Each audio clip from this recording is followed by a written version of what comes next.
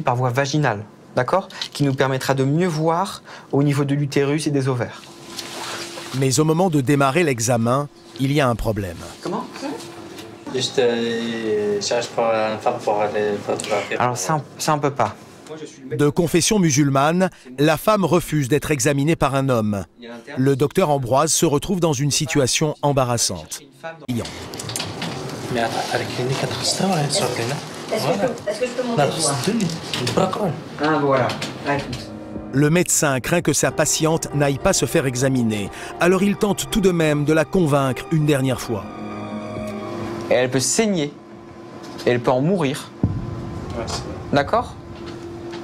Cette dame acceptera de se faire l'échographie par le ventre, mais pas par la voie vaginale. Elle repartira de là-bas sans être sûre à 100% que son bébé ne risque rien et elle non plus. C'est-à-dire que cette dame vient dans un pays, un nouveau pays, sans avoir l'intention de prendre les mœurs de ce pays. C'est-à-dire que chez nous, c'est laïque.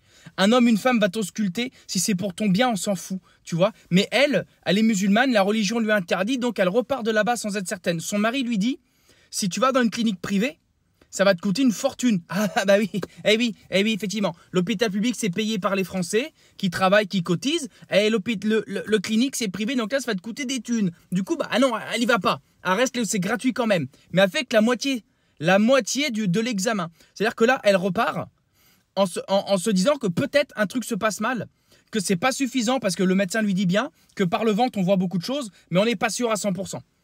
Par la voie vaginale, on est sûr de ce qui se passe. Elle peut saigner, elle peut mourir, vous l'enfant, tu vois. Et je trouve ça dingue que sa religion n'autorise pas, pour des questions de santé, de vie ou de mort, de dire, oui, fais-toi ausculter par un homme s'il n'y a que lui, tu vois.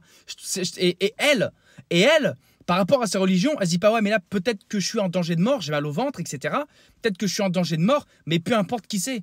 Auscultez-moi. Dites-moi si mon bébé va bien. Dites-moi si moi je vais bien. Et là, pour le coup, c'est pas son mari qui l'oblige, là. Parce qu'il lui dit, son mari, hein.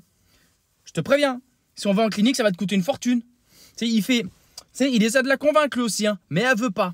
Et franchement, quand ta vie est peut-être en jeu, parce que c'est de ça dont on parle, ça peut mal tourner, malheureusement pour elle, je comprends pas. Moi, j'arrive pas à comprendre.